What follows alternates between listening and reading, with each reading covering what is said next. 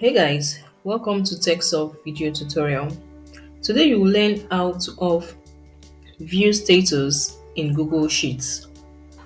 To start, open up the Google Sheets in your web browser on your PC.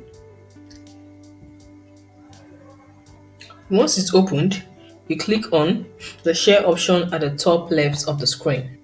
A dialog box will open up. Click on anyone with the link and you change the access to restricted.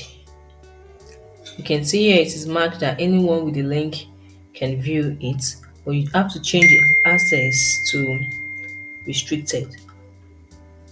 Once it is being updated and saved, you click on the done button and you have successfully removed or off the view status in your Google Sheets data. That's all for the video. If this helped you out, do well to like and subscribe to the channel for more informative content. See you in the next video.